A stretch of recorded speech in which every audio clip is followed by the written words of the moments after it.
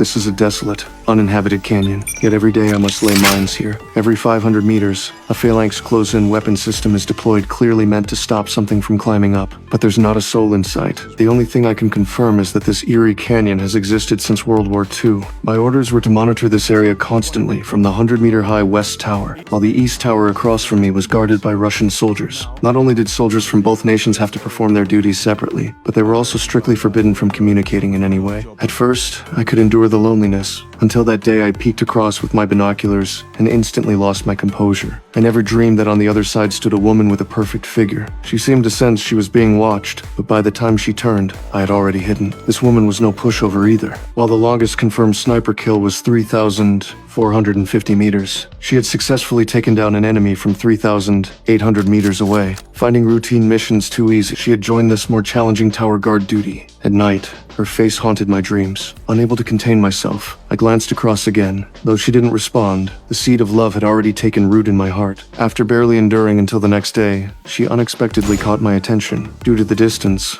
she wrote her message in a notebook.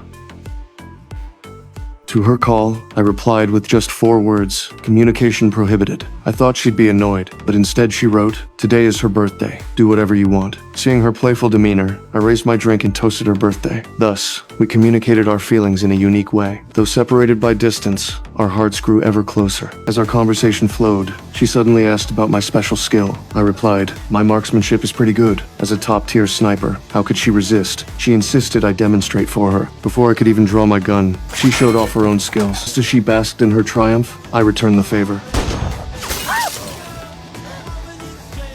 Not only did she not get angry, she placed the bottle on her head, signaling me to continue. The moment I aimed to fire, her expression shifted from surprise to terror. She gestured for me to look down in the darkness. Something was closing in. I quickly aimed my rifle into the depths of the canyon. When the first monster appeared, I finally understood what my superiors had ordered me to guard.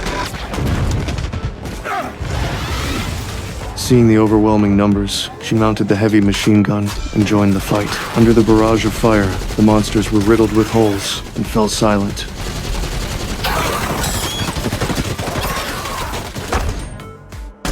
In an instant, just as we thought we were safe, an eerie sound came from her position. She took 2 steps back when a giant hand suddenly appeared at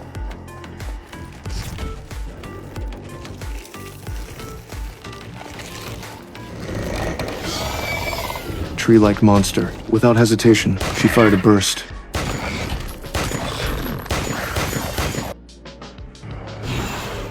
But the falling creature triggered an airborne mine. A deafening explosion sent shrapnel into her chest.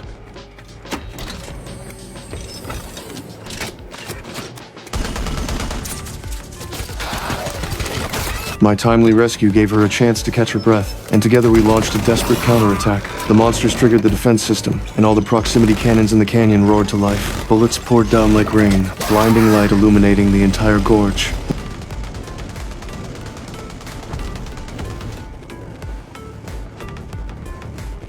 Only at dawn did the canyon finally fall silent. We had temporarily repelled the monsters, but we didn't realize this was merely the beginning of the nightmare.